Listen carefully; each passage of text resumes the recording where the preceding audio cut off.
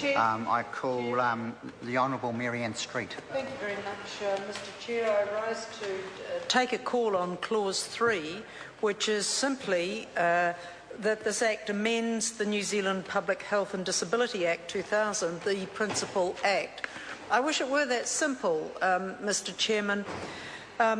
I'm deeply concerned that, having listened to my colleague Ruth Dyson talk about those items in this bill which directly contradict the Principal Act, I'm concerned that there were other alternatives given to the Minister rather than simply amending the Principal Act, but we have not heard any explanation of why this option has been chosen.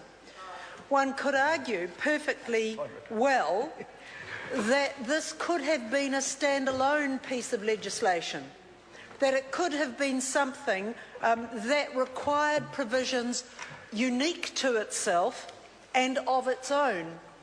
And yet the Minister has chosen to tack it on as an amendment to the New Zealand Public Health and Disability Act 2000. But we have not heard any rationale for that. In fact, quite persuasively, in the last 5 minutes, we have heard the opposite.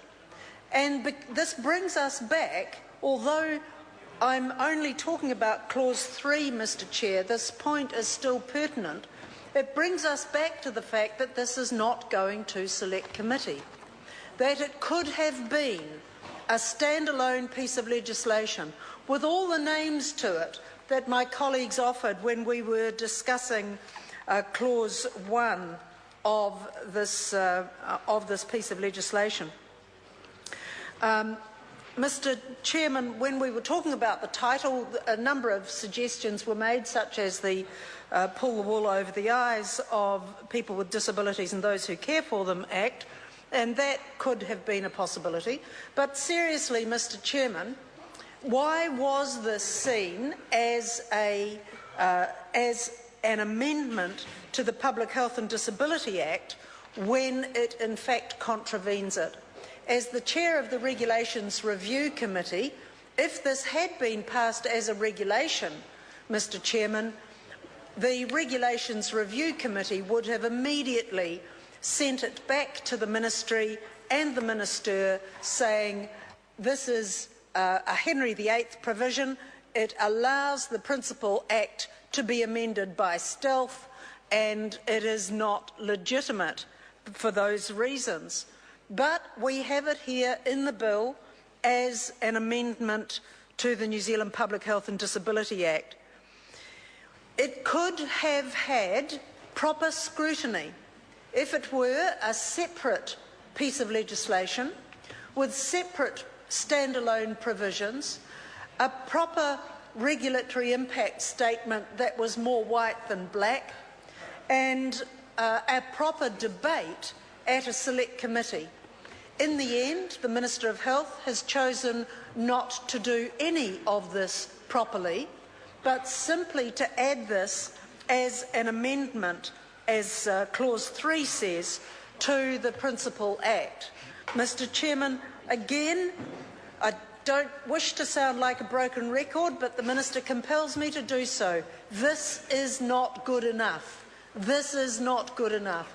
This is no way to introduce legislation of this sort, which is of not nearly as major impact as it could have been if there were a proper debate about it. This could have affected 5,400 people with disabilities and their families instead of just over 1,000 as it's going to. It could have justified a standalone provision, but the Minister has chosen simply to amend the Principal Act and slide it in that way. Not only does it offend against the purpose of the Principal Act, and as I've said, if it were a regulation, it would be sent back to the Minister, but it also offends with the Attorney General's report, Mr. Chairman, it offends against the Bill of Rights Act. So nothing about this bill has been done properly. I